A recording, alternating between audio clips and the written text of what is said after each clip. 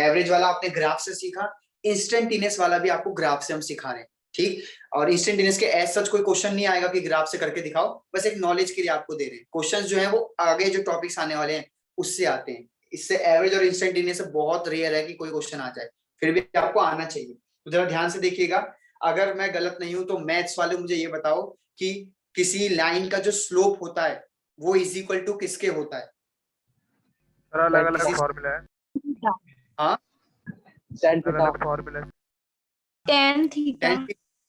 Good good good good, बस बस यानी पता है, ठीक है। अब ध्यान से सुनना, मैं क्या करने जा रहा हूँ, इंस्टेंटेनियस रेट निकालने जा रहा हूँ। इंस्टेंटेनियस रेट का मतलब होता है बच्चों, किसी पर्टिकुलर सेकंड पे आपकी स्पीड क्या रही होगी वो आपको बताना है। फिर से सुन लीजिए, किसी पर्टिकुलर सेकंड पे आपके रिएक्शन की स्पीड क्या है वो अगर आप बता दे तो उसको इंस्टेंटेनियस कहते हैं। अब लेट्स से फॉर एग्जांपल हम कुछ क्वेश्चन करते हैं जिससे आपको समझ आ जाएगा, इसको क्वेश्चन के बिहाफ पे समझ आएगा। ये मैंने एक ऐसे कर्व बना दिया, सोच के बताइए कि अगर मैं यहाँ टाइम ले रहा हूँ और यहाँ पे मैं कंसंट्रेशन ले रहा हूँ, तो ये कंसंट्रेशन रिएक्टेंट की होगी या प्रोडक्ट की होगी? रिएक्टेंट ये रिएक्टेंट की होगी, ठीक। तो यहाँ पे मैं लिख देता हूँ कि ये रिएक्टेंट की कंसंट्रेशन है।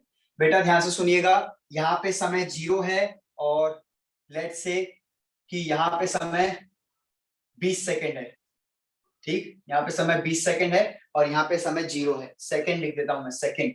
और उसके अलावा ये जो कंसंट्रेशन यहाँ पे है, यहाँ पे कंसंट्रेशन है 20 m, यानी रिएक्टेंट की कंसंट्रेशन पहले 20 m थी सबसे शुरू में, जब t बराबर 0 था। जब t बराबर 0 था तो रिएक्शन की जो कंसंट्रेशन थी वो 20 m था, रिएक्टेंट की कंसंट्रेशन, ठीक। अब अगर मैं आपसे कहूं कि एवरेज निकालो तो बड़ा आराम से आप एवरेज निकाल दो। कैसे? आप कहोगे सर टाइम इंटरवल आपने दे दिया, आपने ये वाला इंटरवल भी दे दिया, फाइनल माइनस इनिशियल करेंगे और निकाल देंगे।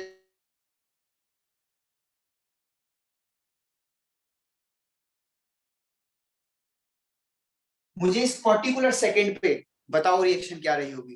तो करने का तरीका क्या है, आराम से देखिएगा। आप क्या करेंगे, यहां से एक लाइन ड्रॉ करें पहले, यानी इस पॉइंट पे क्या रिएक्शन की स्पीड थी वो आपको बताना है स्लोप से।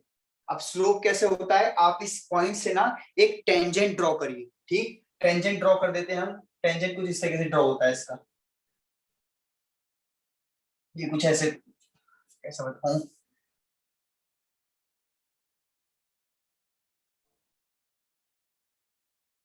आप यहां से एक टेंजेंट ड्रॉ करेंगे ऐसा, ये आपने ये टेंजेंट ड्रॉ करा है, ठीक। टेंजेंट समझते हैं ना, टेंजेंट मतलब अगर एक सर्कल है और इस पॉइंट से, टेंजेंट मतलब एक ऐसी लाइन जो सिर्फ उसी पॉइंट को छू पे जाए, ठीक। तो मैंने टेंजेंट ड्रॉ कर लिया बेटा, टेंजेंट, आराम से इसे देख लीजिए। अब ये जो लाइन है ना, ये टेंजेंट, इसको स्लोप भी कहते हैं। पढ़ा है मैथ वालों ने, नहीं पढ़ा? Yes sir. ठीक, तो बेटा अगर आपको इस पॉइंट की जानकारी चाहिए ना, बायो वाले सुन लो, अगर आपको इस पॉइंट की जानकारी चाहिए, हमें तो इस पॉइंट की जानकारी चाहिए, क्या जानकारी चाहिए? रेट चाहिए हमको, रेट ऑफ रिएक्शन बताना है इस पर्टिकुलर पॉइंट यानी 10वें सेकंड पे। तो बेटा आप स्लोप निकाल लो, स्लोप ऑफ स्ट्रेट लाइन। अगर आपने स्लोप निकाल लिया तो स्लोप से आपको पता चल जाएगा कि इस पे रेट क्या रहेगा। स्लोप का फॉर्मूला होता है बेसिकली टेन थीटा। अब इतना तो सबने पढ़ा हुआ है कि टेन थीटा मतलब होता है साइन थीटा अपन में कॉस थीटा वाली चीज है ना। तो अब ध्यान रखना है, करते क्या है, हम ये वाला एक्सिस यानी इसको एक्स ले लेते हैं ना, sorry Y, intercept of Y axis ऊपर रखते हैं, अपॉन में इंटरसेप्ट ऑफ एक्स एक्सिस नीचे रखते हैं। और बेटा इंटरसेप्ट ऑफ वाई एक्सिस का मतलब क्या है कि यहां से यहां तक का चेंज। फिर से सुन लीजिए, इंटरसेप्ट ऑफ वाई एक्सिस का मतलब है यहां से यहां तक का चेंज। क्यों भाई मैथ वालों, यही है? हाँ सर, इंटरसेप्ट तो होता है कि जहाँ पे लाइन उसको टच करती है सर, वो जितनी हाइट होती है वो सी ना सर। हाँ, सी जो होता है y = mx + c यानी में। कि अगर मैं इसका नाम ओ रख दूं, इसका नाम ए रख दूं और इसका नाम बी रख दूं, तो इसका मतलब है ओ ए अपॉन में ओ बी। बोलो हाँ, है ना? हाँ सर ब्लर ठीक है, ब्लर हो गया, सबको ब्लर दिख रहा है? काफी हाँ सर। बहुत ज्यादा।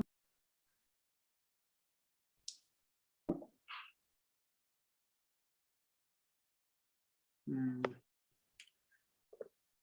मिनट,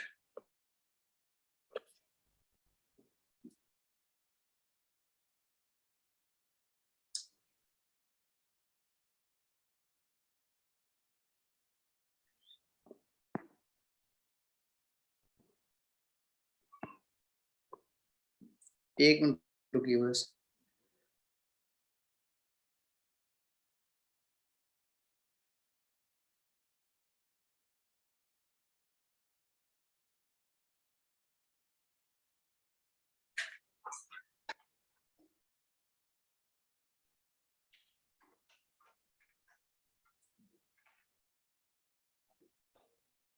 हुआ क्लियर कुछ या भी ब्लर है?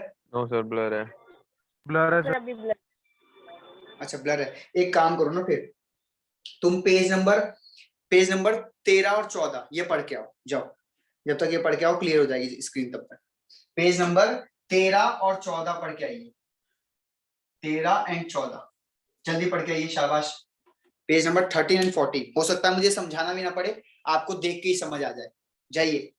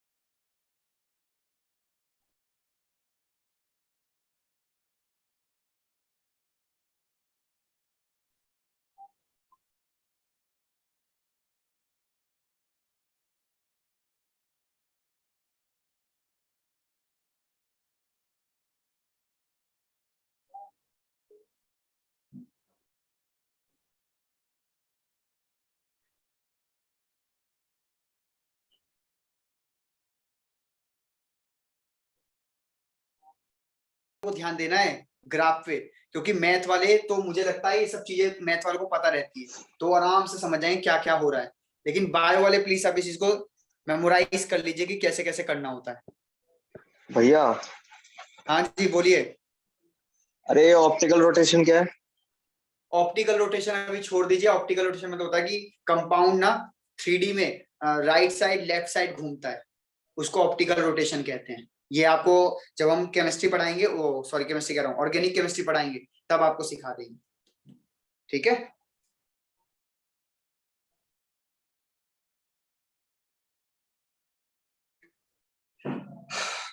अरे बढ़ू आगे। Yes sir. Yes sir. अब ये इशू होता है, देखो कई बच्चे लेफ्ट हो रहे हैं ज्वाइन हो रहे हैं, लेफ्ट हो रहे हैं ज्वाइन हो रहे हैं। नेट इशू बहुत ज्यादा है यार, इसीलिए ना ऑनलाइन जो है हमारे यहाँ पे ऑनलाइन कभी चल ही नहीं पाएगा जब तक कि सबके पास एक बढ़िया स्मार्टफोन और सबके पास एक बढ़िया नेट ना आ जाए। कभी ऑनलाइन क्लास सक्सेसफुल होगी नहीं ऐसे।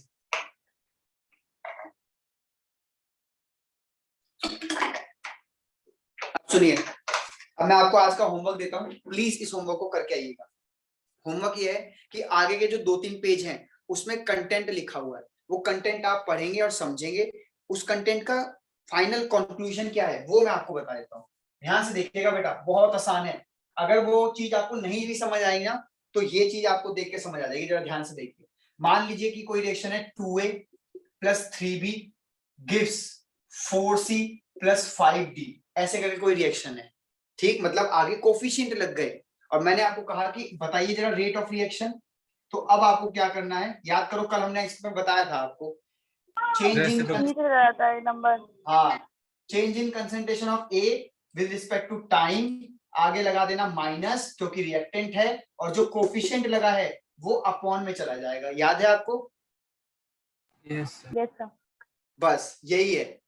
तो आपको यही पढ़ के आना है अगले होमवर्क में। अगले होमवर्क में मतलब अगले 2-3 पेज में मैंने यही समझाया है कि क्यों ये अपॉन में चला गया, क्यों ये यहाँ नहीं आया, क्यों ये पावर में नहीं गया।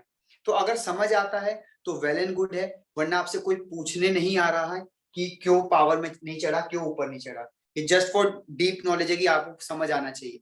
नहीं आया तो कोई बात नहीं, रहने देना, बस इतना ध्यान रखना कि अपॉन में कर देना कोफिशिएंट को इस तरीके से।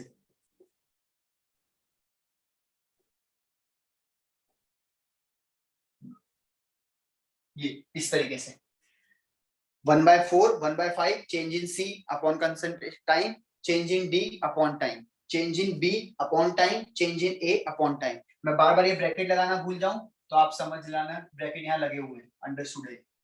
ठीक, इसी प्रकार से क्या आप इस रिएक्शन का लेट्स से N2 नहीं CH4 + 2O2 gives CO2 + 2H2O, क्या आप इस रिएक्शन का रेट लिख सकते हैं? चलिए, बोलिए, आपने रेट मन में सोच लिया होगा, मैं लिख देता हूं आपकी तरफ से। यहाँ पे इसकी तरफ से लिख देंगे आप